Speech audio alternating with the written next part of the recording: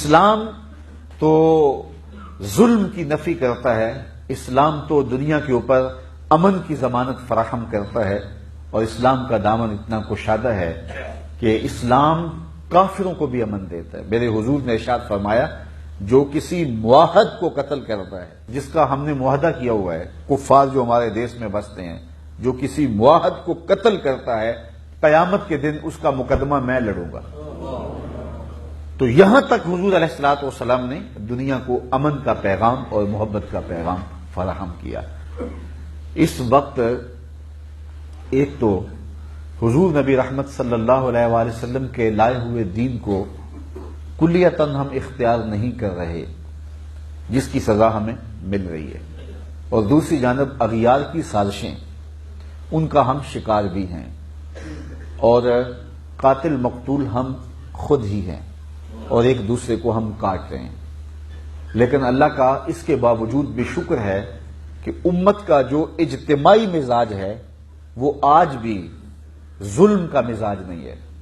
امت کا اجتماعی جو مزاج ہے وہ آج بھی جور و جبر کا مزاج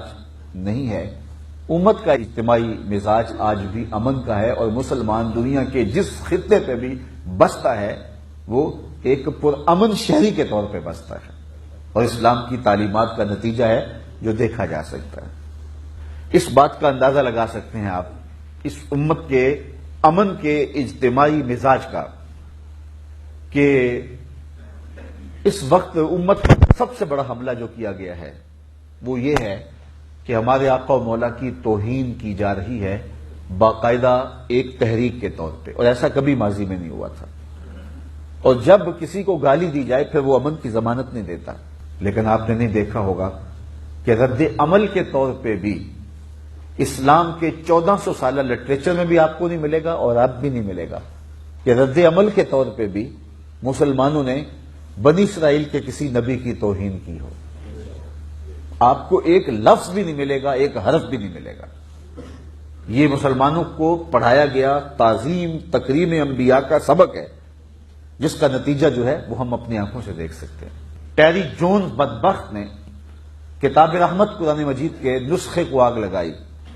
فلوریڈا کے اندر، اور پھر باقاعدہ اس نے جو ہے وہ قرآن مجید جلانے کا دن منایا،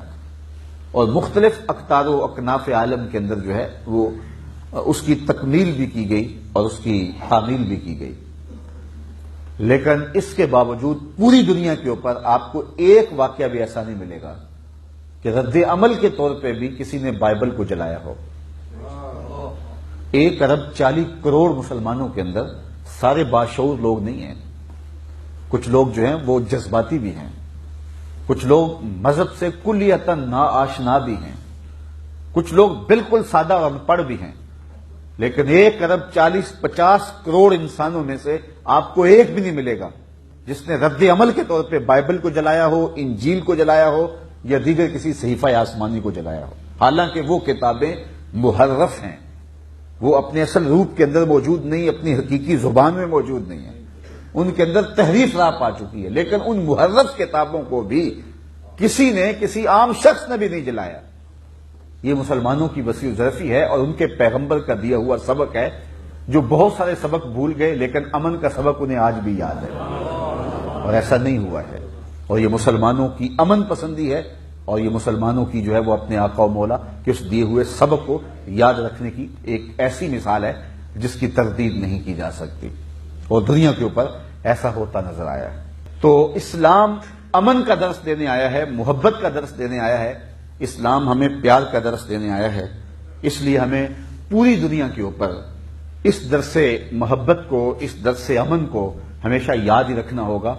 حالات کچھ بھی ہوں، اور حالات کی تلخیاں ہمیں کسی جانب جانے پہ مجبور بھی کریں۔ آج کچھ نوجوانوں نے کھڑے ہو کر کے جو ہے وہ عیسائیوں کے قافلوں پر جو ہے وہ پتھراؤ کیا، یا انہوں نے ان کے قافلوں پر پتھراؤ کیا۔ ہم اس کی قطعاً حوصلہ افزائی نہیں کرتے، اور کبھی بھی ہمارا دین ہمیں اس کی تلقین نہیں کرتا اور اس کا سبق نہیں دیتا۔ ہمیں تو امن کا درس دیا گیا ہے، ہمیں تو محبت کا درس دیا گیا ہے۔ بلکہ میں اس کہانی کو نہیں بھول سکتا کہ جب ہم اندلس میں حکمران تھے، 850 سال وہاں ہم نے تخت و تاج کی حکمرانی کی ہے، اور وہاں کے لوگوں کو آج بھی ہماری محبت کی وہ داستانیں یاد ہیں، آج بھی ہمارے پیار کی وہ کہانیاں یاد ہیں۔ جب ہم لٹے وہاں سے، ہمارا انخلا ہوا، تو جو ہمارے ساتھ کیا وہ بھی ایک دردناک کہانی ہے، لیکن جب ہم وہاں گئے اور جو سلوک ہم نے کیا وہ ایک خوبصورت کہانی ہے۔